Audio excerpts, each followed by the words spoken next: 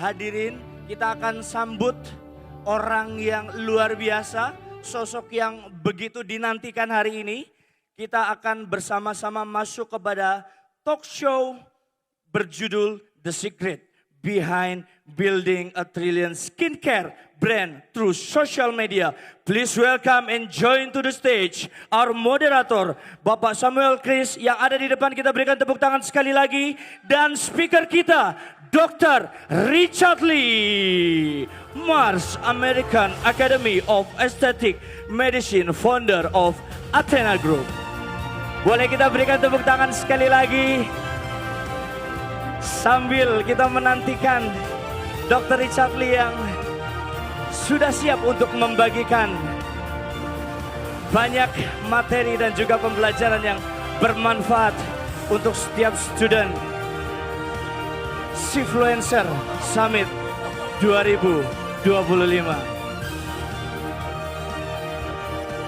Saya ucapkan sekali lagi selamat datang Dr. Richard. Selamat siang semuanya. Lemes banget habis makan siang kayaknya ini udah ngantuk semua nih. Jadi sekali lagi selamat siang semuanya. Oke gitu dong. Silahkan duduk Dr. Richard Lee. Terima kasih Bapak Rektor. Terima kasih dokter udah datang ke sini jauh-jauh. Tapi tadi saya ngobrol-ngobrol dengan banyak peserta di sini. Mereka terbang dari luar kota. Ada yang dari Makassar, dari Batam, dari Medan. Siapa yang terbang khusus untuk ikutin acara ini? Angkat tangan semuanya. Wow, dari mana aja nih Pak? Dari Medan, dari mana? Sama Pak, saya juga lahir di Medan. Lahirnya doang, lahirnya ini datang dari Medan. Karena ini kita talk show ya dok. Kita buat jadi live podcast aja gimana nih? Oke, siap. Jadi kita buat The Samuel Chris Show ya di atas panggung sini ya. Apapun yang bisa buat teman-teman di sini bisa tambah ilmunya dan bermanfaat untuk teman-teman semuanya. Kalau gitu kita mulai aja nih ke pertanyaan yang paling pertama. Dok, momen apa yang menjadi titik balik kehidupan seorang dokter Richard yang awalnya hanya seorang dokter biasa sampai akhirnya sekarang bisa menjadi dokter yang punya bisnis, public figure sebesar sekarang? Oke, ini menjadi salah satu titik balik saya sih sebenarnya.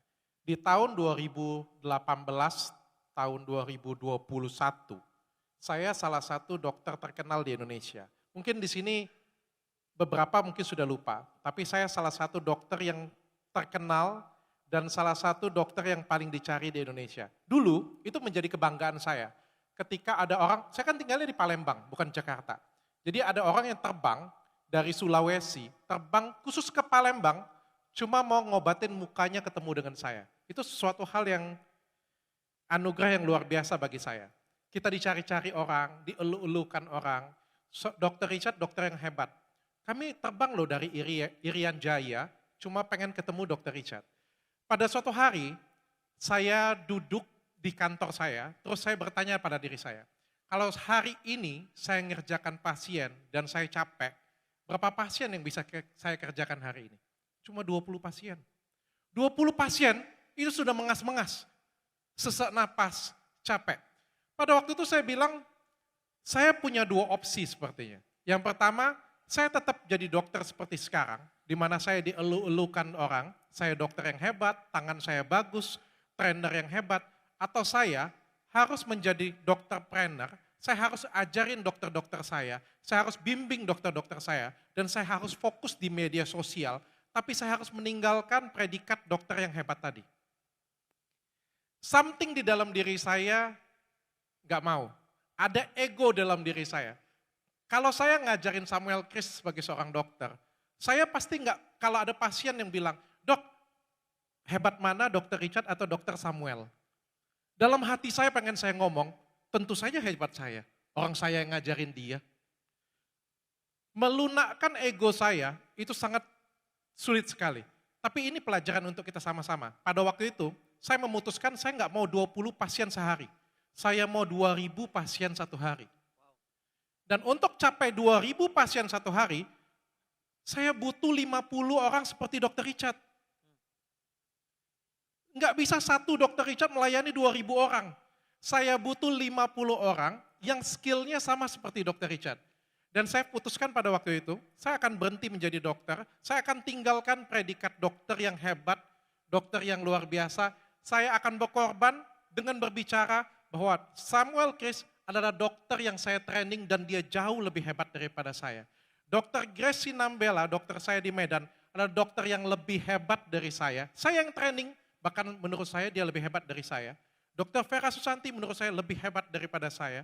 Dan saya akan lakukan itu untuk mereka supaya saya bisa dapat 2.000 pasien sehari. Itulah kenapa Athena bisa jadi sebesar ini. Andai kata dulu saya mengikuti ego saya cuma pengen jadi dokter yang hebat, dokter yang terkenal, dokter yang dipuji-puji semua orang, Athena pasti nggak akan jadi seperti sekarang. Maka itu ada saatnya kita branding diri kita atau kita pupuk diri kita sampai di level tertinggi, tapi ada saatnya tongkat dan ego itu harus kita lepas untuk mencapai tempat yang jauh lebih tinggi. Wow, ternyata itu asal mulanya Athena ya. Dari satu dokter akhirnya bisa lebih dari, berapa sekarang cabang Athena? Total lebih dari 20, aku nggak ingat. Lebih dari 20 cabang dan akhirnya bisa menjangkau lebih banyak orang. Tapi kan pasti sebelum Athena sebesar sekarang, ada nggak konten pertama yang akhirnya bisa buat penjualan tuh boom, naik drastis gara-gara konten ini? 5 produk berbahaya, 10 produk berbahaya. Pelajaran yang paling penting dari pertanyaan ini adalah sebenarnya kita kan di sini kan banyak belajar kan pengen cara buat konten ya. Ya, Salah satunya gitu ya. ya. Jadi bagi saya cara buat konten untuk bikin viral itu cuma ada 2 rumus. Kontroversi? Enggak, Oh bukan. cuma ada 2 rumus. Kalau pengen bikin konten tersebut viral cuma ada 2 rumus. Yang pertama ikuti tren, yang kedua lawan tren. Cuma ada 2, nggak ada lagi yang lain. Contoh, tren sekarang apa ya? Bitcoin, misal. Misal. Ya, misal ya. Kita bisa ngomong Bitcoin. Ketika semua orang ngomongin Bitcoin, kita berkaca dalam diri kita. Ini sejalan dengan ideaku enggak? Dengan cara berpikirku enggak? Ikutin tren itu atau lawan tren itu? Kalian pasti viral, nggak mungkin enggak? Menjadi sama atau menjadi berbeda. Nah pada waktu klinik kecantikan pada waktu zaman itu, 2018, itu pada waktu itu yang jual semuanya skincare abal-abal. Oh. 2018 itu semua orang jual pakai merkuri, semua orang jual pakai hidroquinone. Semua orang jualan pakai skincare polosan pada waktu itu, pakai etiket biru. Saya punya 2 keputusan. Yang pertama ikuti hal tersebut dan omset saya bisa jadi tinggi. Omset saya juga bisa jadi bagus karena klinik lain juga bagus. Karena pakai skincare abal-abal atau pakai hidroquinone, pasiennya rame. Atau yang kedua, saya menjadi pembeda. Saya akan jualan yang BPOM, saya akan jualan yang aman, saya akan jualan yang bagus, tapi saya tabak semuanya. Dan pada waktu itu saya memutuskan saya ingin jadi yang berbeda. Dan akhirnya saya bisa jadi seperti sekarang. Apapun itu keputusan saya, ataupun cara kita berkonten, itu kedua hal tersebut. Pertama ikutin atau cari lawan yang berbeda. Oke. Tapi satu hal yang paling penting adalah kita harus melihat apa yang kita kerjakan ini benar atau tidak. Contohnya kayak gini ya, suatu hari melawan orang tua itu menjadi tren. Gak mungkin itu suatu hal yang benar kan? Iya. Ya kan? Melawan orang tua itu menjadi tren yang baik pada masa sekarang contohnya. Kita tahu nih sama-sama itu tidak baik. Maka lawanlah tren tersebut karena makin hari orang itu harusnya makin pintar, bukan makin bego, bukan makin bodoh. Paham ya? Paham. Intinya seperti itu ya. Jadi kita harus melihat future ke depan, atau kayak gini ya, ada pemuka agama, saya tidak membahas pemuka agama manapun, pegang botol air minum, terus dipegang, didoakan, Dijual mahal. terus dijual mahal. Kita punya 2 opsi nih. Yang pertama ikutin bisnis itu, atau lawan bisnis itu. Tapi kita tanya dengan diri kita, orang makin lama makin pintar atau makin harusnya makin pintar dong. Kalau makin pintar, orang makin tahu nggak bahwa itu salah? Pasti makin tahu itu salah. Jangan diikutin, justru kita tarik ke arah yang berbeda gitu. Oke, tadi udah sempat menyinggung masalah skincare. Nah sekarang kita masuk ke cara penjualan skincare nih kan, karena Dokter Richard ini luar biasa lah. Dok, pada saat dokter mau merilis skincare baru nih, apa urutan strateginya yang dokter lakukan dari sisi kontennya nih? Entah itu buat konten edukasi kah atau bahas tentang masalah umum atau tadi ngelawan keviralan. Gimana nih sebelum merilis produk baru? Kalau bikin produk baru, yang nomor satu itu paling penting itu adalah inti dari produknya dulu, ingredient. Inti, fungsi, isi itu paling penting.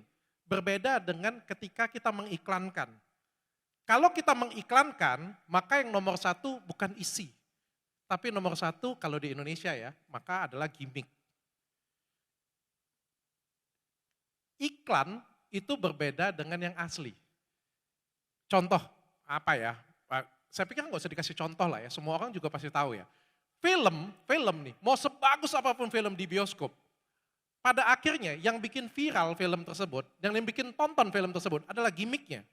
Entah pasangan tersebut menikah, entah pasangan tersebut pacaran, pura-pura pacaran, entah ada yang pura-pura kesurupan. Iya itu banyak ya. Iya kan? Iya.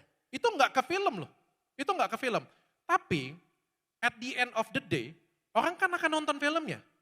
Ya. Dan orang akan nikmatin ini bagus atau enggak filmnya. Ya. Dan orang akan keluar dan memberikan rekomendasi kepada filmnya. Paham di sini maksudnya? Jadi sama kayak kita, kalau saya buat skincare, nomor satu buat skincare itu ingredientnya dulu harus buat bagus. Buat fundamentalnya itu sebagus mungkin. Buat tempatnya sebagus mungkin. Kalau saya buat klinik, saya pasti buatnya itu kliniknya bagus, kliniknya nyaman, dokternya pinter, perawatnya skillful, senyaman mungkin. Semuanya harus bagus. Baru yang kedua, kalau kita sudah ngomong digital marketingnya, Gimana? itu kita ngomongin iklan. Ya. Kalau kita ngomongin iklan, ini kita sudah berbicara gimmick, Oke. ads, dan lain sebagainya. Ads bisa berbeda kalau kita ngomongin, ini klinik saya seperti ini, tempatnya seperti ini. Nggak laku zaman sekarang. Nggak laku. Kita lihat Andrew Susanto aja, dia punya pusatmas.id. Lihat iklan yang dibawain Andy Sugar, dia bilang apa? Kata-kata pertama dia waktu iklan adalah, robek semua ke surat emasmu. Menu-menuin tempat aja. Padahal kan itu bukan inti. Itu cara beriklan. Begitu kreativitas beriklan. Tapi ketika orang datang dan pada tempat tersebut orang nggak ngerasa nyaman, orang nggak ngerasa tempat ini bagus, orang nggak akan rekomendasi, orang nggak akan ngulang. Kalau kalian pilih iklannya, digital marketingnya kalian terlalu jenius, tapi produknya kalian nggak oke, kalian akan ketinggalan. Nomor satu kerjakan fundamental, produknya harus bagus, tempatnya harus oke, dokternya memang harus pinter. Nomor dua, digital marketing yang baru harus cerdas. Baru itu bisa sejalan. Oke. Tapi kan kalau terlalu gimmick juga kan ketahuan nih gimmicknya. Sedangkan Dokter Richard kadang kalau misalnya jualan barang itu mulus sampai orang bilang, wah ini nggak kelihatan seperti marketing. Gimana sih caranya untuk mengiklankan atau memarketingkan sebuah produk supaya tidak terlalu gimmick, mulus tapi banyak yang beli? Wah kalau itu mungkin teman-teman yang nilai ya. Kalau saya ngerasa seperti itu sih. Kalau saya ngerasa saya marketingkan atau mengiklankan apa adanya sesuai dengan kebutuhan. Kita bisa melihat pasar yang paling penting dan lihat kebutuhan apa dan kita iklankan seperti kebutuhan itu saja sih sebenarnya. Nggak dibuat-buat. Kalau misalnya dibuat-buat jadinya aneh. Tapi kalau misalnya sesuai dengan kebutuhan harusnya nggak kelihatan seperti iklan. Jadi kan ada masalah kita memberikan solusi. Kalau balik-balik lagi, kalau nggak terlihat seperti iklan itu kan sudut pandang dari masyarakat saja melihat. Oke, tapi maksudnya ada nggak satu format konten kayak misalnya bahas skincare abal-abal atau apa yang selalu dipakai sama Dokter Richard dan kalau pakai format atau gaya ini promosi barang pasti jalan nih konten. Ada nggak? Setiap zaman pasti berbeda, Sam. Sekarang apa? Wah, kalau zaman 2018, kalau judulnya sudah 5 produk berbahaya, 10 produk berbahaya, itu yang nonton banyak banget sudah pasti. Oke. Kalau zaman sekarang, saya ngomong 5 produk berbahaya juga mungkin sepi yang nonton. Oke. Setiap zaman itu pasti beda, beda hooknya, Oke. beda kebutuhannya. Oke. Makin lama kan orang makin pintar. Gimana caranya jalan? Waktu kita di umur 1 tahun dulu penting kita kalau mau tahu caranya seperti itu. Atau gimana caranya public speaking? Sekarang atau mungkin dulu orang pengen tahu semua bagaimana caranya public speaking. Ketika mungkin 5 tahun lagi kebutuhan itu kan makin gak ada. Semua orang sudah bisa skill itu. Jadi apa yang harus kita punya adalah banyak-banyak scroll, banyak-banyak cari informasi, banyak-banyak cari ilmu. Supaya input knowledge di tempat kita juga nambah terus. Jadi kitanya lebih kreatif dan tahu gimana caranya. Hmm. Jadi nggak ada format pasti lah ya, yang penting ikutin aja flow-nya Kalau kemana. kalau ada format pasti untuk jadi viral, bahkan saya ngomong, kalau ada format pasti untuk jadi viral, nggak perlu kita duduk sama-sama di sini mah. Hmm. Oke. Ini kan kita Samuel Chris buat influencer, buat sekolah. Itu memperbesar peluang mereka untuk FYP. Ya. Memperbesar peluang mereka untuk viewersnya tinggi. Bahkan saya sekalipun meeting dengan tim, bagaimana ya caranya supaya viewers kita jadi lebih baik. Hmm. Dan saya yakin Samuel Chris juga sama pasti dengan tim. Kayak gimana caranya ya, kita undang siapa lagi ya supaya viewers kita bagus ya. Ya. Karena kan setiap zaman, setiap bulan, bahkan bukan setiap zaman pun, setiap bulan, setiap hari, itu setiap momennya berbeda. Maka kita harus input informasi kita terus menerus, belajar itu untuk memperbesar peluang supaya kita makin cepat, makin pintar beradaptasi. Karena pelajaran seperti ini punya, itu nggak bisa dipelajarin 1 hari, 1 minggu, ataupun juga 1 bulan. Ya. Ada yang belajar si influencer mungkin, saya sendiri kan duduk di sini butuh waktu 7 tahun. Untuk bisa sampai di level seperti sekarang. Tapi ada teman-teman yang butuh waktu cuma 1 tahun, bisa. Rivel Sumegar itu salah satu yang menurutku bagus banget. Kemarin aku podcast dengan dia. Dia punya 4, something juta followers di Instagram. Dia punya TikTok, kalau nggak salah aku 20-an juta ya. Ya, ya. In a year loh. Aku 8 tahun kerja, dia in a year. Gimana caranya tuh dia kayak gitu? Nanti kita undang dia kapan-kapan. Oke, kok gini deh. Koko pernah waktu itu dalam sehari nge-live dapat omset 41 miliar, betul nggak? Betul. Dalam waktu berapa jam itu 41 miliar? 22 jam. Itu bukan dari Shopee-nya atur-atur angka. Enggak. Itu real to do it. Real. Real semuanya, bahkan nggak ada yang aku beli sendiri semuanya. Dan kita kehabisan stok pada waktu itu. 41 miliar dalam 22 jam. Bagaimana rahasianya mendapatkan uang segitu banyak dalam 22 jam?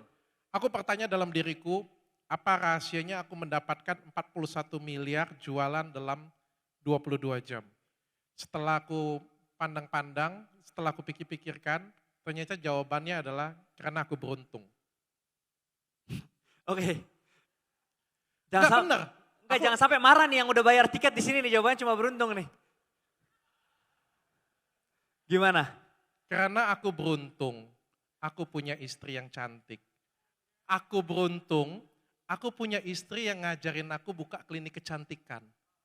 Kalau enggak, aku masih jadi dokter di daerah. Aku beruntung, aku punya banyak teman-teman dan pasien yang percaya dengan aku. Aku beruntung, istriku enggak cemburuan. Aku punya banyak teman-teman artis cewek yang kuubah wajahnya, yang kusentuh wajahnya, yang kusentuh pipinya. Istriku enggak ngomel sama sekali, aku beruntung. Aku beruntung ketemu pasien-pasienku 99% cewek dan cantik. Istriku enggak pernah ngomong, jangan sentuh dia ya, enak aja kamu pulang dari sini. Enggak, dia support. Aku beruntung punya teman-teman yang luar biasa. Aku punya teman Samuel Chris, aku punya Andrew Susanto, aku punya Hotman Paris. Aku punya circle yang membantu aku untuk tumbuh dan berkembang. Aku beruntung, aku punya karyawan, aku punya tim yang solid, aku punya tim yang selalu support aku kerja pagi siang malam bahkan sampai tengah malam. Dan timku itu selalu gak pernah kenal capek dan nemenin aku. Aku beruntung dan seberuntung itu aku sampai akhirnya jualan 41 miliar dalam 22 jam. Tapi orang yang pintar, orang yang cerdas adalah orang yang mengenali keberuntungan itu. Boleh tepuk tangan dulu. Keberuntungan itu sering lewat di depan mata kita. Keberuntungan itu tuh sering ada. Kalian beruntung, misal gini ya, anakku dua-duanya ada di sini. Semua yang ada di sini pasti bilang, wah mereka beruntung anaknya Dr. Richard. Iya, kalau mereka tahu itu adalah keuntungan bagi mereka. Bagaimana kalau tidak? Hmm. Saya beruntung saya ada di Influencer tahun ini, mendengarkan Dr. Richard, mendengarkan Samuel Kess, mendengarkan teman-teman yang lain. Kalau kalian tahu itu adalah keuntungan, masalahnya kan nggak dari kita semua seperti itu kan? Hmm. Nggak dari kita semua bisa memanfaatkan dan melihat keuntungan itu. Nggak semua orang belajar dan mengetahui keberuntungan itu. Nggak semua orang memilih pasangan dan tahu ini adalah keberuntunganku. Nggak semuanya memilih teman, aku tahu ini adalah keuntunganku. Bahkan saya memilih circle saya karena saya tahu ini adalah keberuntungan saya. Jadi kalau ditanya dengan saya, Sam, karena kan nggak mungkin saya ngomong, saya bisa dapat 41 miliar, itu satu substansi, nggak bisa. Kayak rumus pasti gini susah ya. Nggak ada. Terlalu banyak variabel di situ ya. Nggak ada. Dan kalau ditanya kenapa? Karena saya seberuntung itu, tapi saya secerdas itu untuk mengenali keberuntungan saya. Luar biasa. Tepuk tangan sekali dong buat Dr. Richard. Kalau berdasarkan apa yang saya lihat ya, karena mungkin personal brandingnya di saat itu juga lagi kenceng-kencengnya kali ya. Jadi maksudnya bisa membantu orang menonton live-nya dan lain-lain kali. Itu kan ada banyak variabel lah yang mendukung. Beruntung lah. Beruntung lah ya. Oke. Dok, kalau misalnya besok dokter harus membangun Athena lagi dari nol, tapi sudah memiliki sosial media yang sekarang, tapi balik lagi nih, mungkin belum punya modal seperti sekarang, intinya semua dari nol lah. Tapi yang dokter punya cuma sosial media doang nih. Apa strategi yang dokter akan lakukan selama 30 hari dalam membangun Athena ini dari nol? Saya akan melakukan dua hal yang simultan. Yang pertama, kalau saya dikatakan lagi jadi nol, tapi dengan pengetahuan saya seperti sekarang, maka saya akan lakukan dua hal. Yang pertama, saya akan bikin klinik yang bagus, saya akan bikin produk yang bagus. Tapi kan gak ada modal. Ya Cuma punya sosmed. Minjem duit atau apa ya. Minjem duit. Ya kalau kemampuanku sama seperti sekarang, aku pasti akan berani pinjam uang.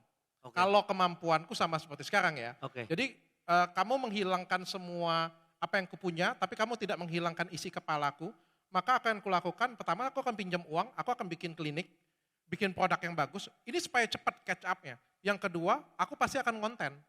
Udah dua itu doang. Tapi aku akan jalankan simultan. Tapi kalau misalnya semuanya dienolkan, nggak boleh pinjam duit, ya cuma boleh bisa dilakukan satu, cuma bisa ngonten. Karena konten ini sebenarnya apa sih? Tahu nggak konten ini apa? Saya kasih tahu kalian. Ini saya bicara konten itu apa, ini adalah definisi saya pada tahun 2019 dan tidak saya ubah sampai jadi sekarang. Tahu nggak apa? Konten itu adalah memperbesar reach kalian. Reach itu jangkauan. Contoh, kalau saya buka toko di sini. Saya buka toko nih di sini. Di jalan apa nih? Ciputra World. Yang datang ke sini siapa? Ini 1.000 orang. Yang lewat. Oh yang lewat ya. Yang dekat sini. Ya. Yang ketemu saya. Benar kan? Betul. Berapa orang saya bisa ketemu satu hari? Terbatas. Sosial media itu memperbesar reach itu. Yang dari Irian, dari Jambi, dari Pekanbaru, dari Aceh. Tahu saya kan? Tahu. Kalau nggak ada media sosial, mereka tahu saya nggak? Media sosial adalah alat untuk memperbesar reach tersebut. Yang tadinya kita jualan nih, cuma kamu yang tahu, cuma kamu yang tahu, cuma kamu yang tahu. Ini saya jualan, kalian semuanya tahu. Itu loh sosial media. The power of social media itu memperbesar reach jangkauan kita. Yang tadi aku cuma bisa peluk segini, gara-gara media sosial aku bisa peluk banyak banget. Itu loh media sosial. Oke, ini bagus banget ya. Tapi saya penasaran sendiri sih dengan kejadian tahun lalu yang pada saat Dr. Richard lagi down-downnya diserang oleh para detektif-detektif ya, yang akhirnya menimbulkan waktu itu chaos lah ya.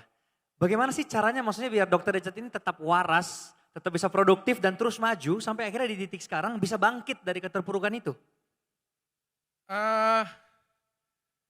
Yang pertama, kalau ditanya alasan kenapa saya bisa bangkit, karena saya buat sesuai dengan fundamental yang saya ajarkan tadi. Dari awal, saya sudah buat klinik saya dengan bagus, saya buat klinik saya dengan sepenuh hati, saya buat produk saya dengan bagus, Dan kita nggak akan ada yang tahu kapan angin itu akan datang.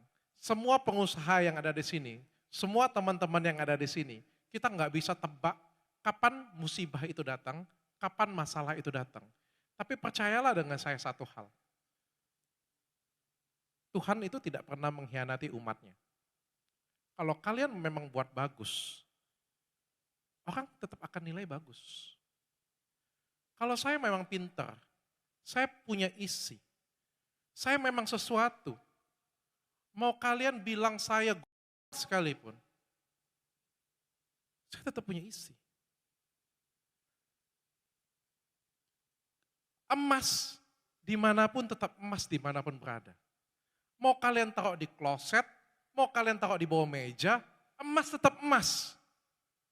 Sesuatu hal yang bagus, walaupun kalian isukan jelek sekalipun, tetap akan bagus. Itu satu hal. Hal yang lain adalah ketika kalian ada di atas, maka semua public attention itu pasti ada dalam diri kalian. Semua orang itu menghiraukan. Contoh kayak gini ya. Teman saya asal tunjuk aja ya. Ada teman di sini misalnya namanya Anton. Dia selingkuh. Ada nggak yang peduli? Orang nggak peduli. Karena siapa? Karena Anton bukan siapa-siapa. Coba kalau hari ini saya ngebunuh orang, semua Indonesia pasti geger. Kenapa? Karena Dr. Richard yang ngebunuh orang. Itulah mereka berharap banyak kepada saya. Artinya apa? Mereka sayang kepada saya. Entah itu mereka hujat saya, entah itu mereka memuji saya, entah itu memberikan komentar. Tapi saya menjadi public attention. Saya nonton satu film, nama filmnya David Beckham di Netflix. Itu filmnya bagus banget. Jadi David Beckham itu cetak gol di Manchester United. Kena bully nggak? Kena bully. Dia nggak cetak gol, kena bully nggak? Kena bully juga. Dia asis, kena bully nggak? Kena bully juga. Enggak kasih asis, kena bully nggak? Kena bully juga. Kenapa? Karena dia terkenal dan semua orang peduli dengan dia. Kalau kamu sudah terkenal, kalau kamu sudah punya nama, orang akan peduli dengan kamu. Dan kepedulian orang itu akan dalam bentuk pujian, hujatan, semangat. Apapun itu. Menjadi penanda bagi saya bahwa saya sudah sebesar itu sampai banyak orang yang peduli dengan saya, banyak orang yang sayang dengan saya, dan banyak orang yang cinta dengan saya, ataupun banyak orang yang benci dengan saya. Maka itu menjadi penanda bagi saya di 2025, saya harus makin bijak, saya harus makin baik. Saya nggak boleh jadi Dr. Richard yang seperti dulu yang, wah ini abal-abal. Nggak boleh, saya harus berubah. Saya harus jadi orang yang lebih bijaksana, saya harus jadi orang yang lebih wise, karena makin banyak orang yang sayang dan peduli dengan saya. Maka saya juga harus menjaga hati banyak orang. Luar biasa. Dok, satu pertanyaan terakhir, ini dijawab kurang dari 1 menit aja karena kita keterbatasan waktu.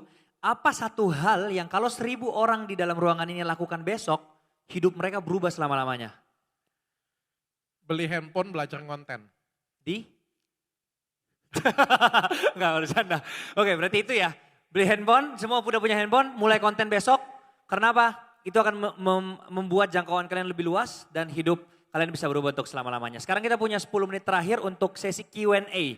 Jadi buat teman-teman yang mau bertanya langsung angkat tangan sekarang yang paling tinggi. Oke, yang warna hijau boleh dikasih mikrofon. Dia langsung sampai kayak gini tadi. Hampir lompat dia. Oke, silakan. Tes. Halo dokter, jadi tadi dokter ada bilang dokter bikin 50 dokter Richard Lee lagi kan.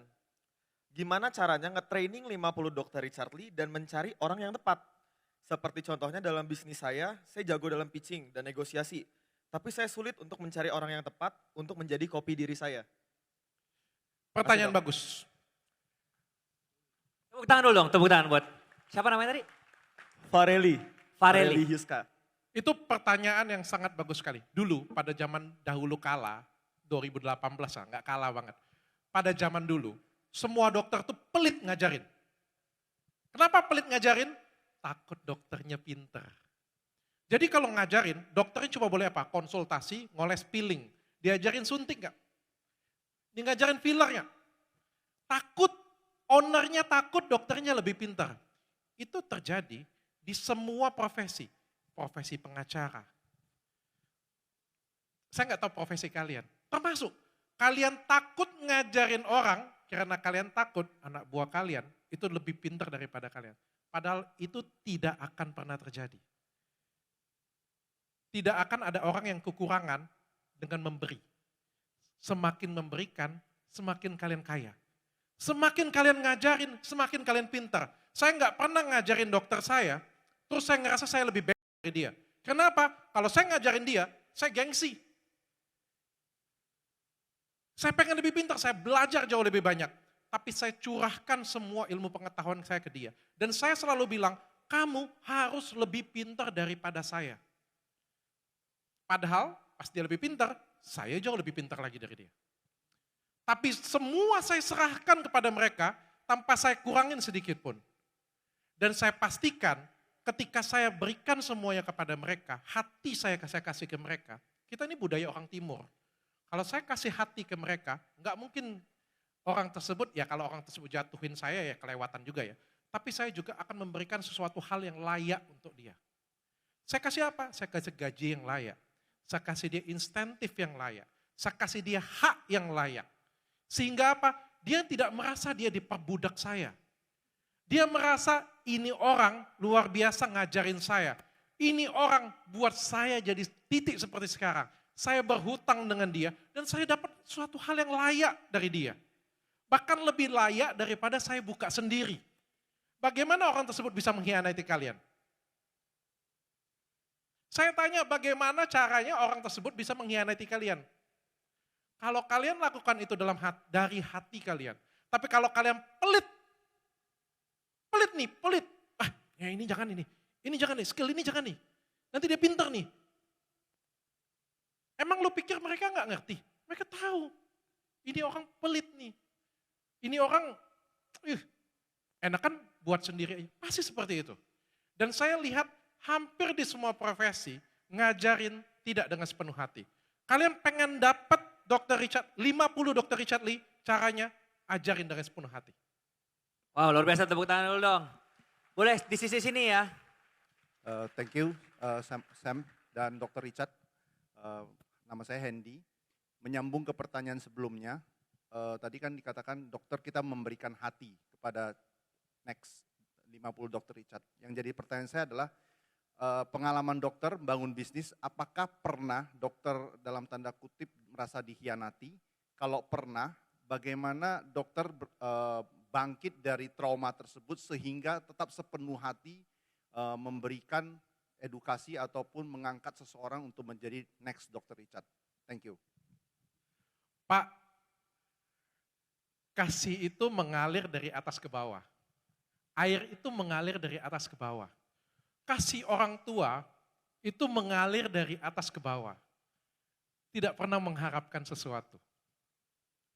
Kalau mau ngajarin orang, pilih orangnya dengan benar. Itu penting. Rekrutmen, pilih orangnya dengan benar. Ini calon penerus saya atau tidak?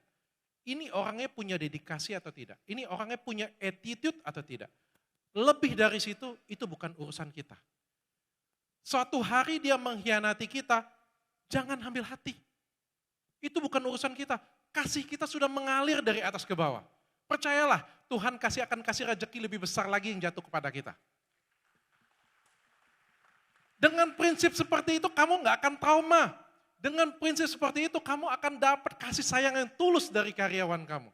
Saya sampai ditanya seperti sekarang, saya pernah dikhianati karyawan saya nggak? Hampir nggak pernah Pak. Karyawan saya kerjanya lebih dari 10 tahun, ada yang 8 tahun, 7 tahun. Andai dia mengundurkan diri karena kontraknya habis atau dia mau buka klinik sendiri, saya pegang tangan dia, sukses ya. Semoga kamu bisa lebih sukses daripada saya. Kasih, itu sekali lagi saya bilang, mengalir dari atas ke bawah. Dan ketika kita memberikan, kalian gak akan kekurangan. Percayalah dengan saya. Wow, luar biasa. Tepuk tangan buat Dr. Richard. Guys, saya udah dikasih cue, waktunya udah habis. Mungkin nanti kita akan tambahin waktunya di sesinya Ko Andrew untuk Q&A lebih panjang di sana kali ya. Tapi ada nggak satu pesan terakhir kok untuk semua yang hadir di sini sebelum kita tutup sesi ini?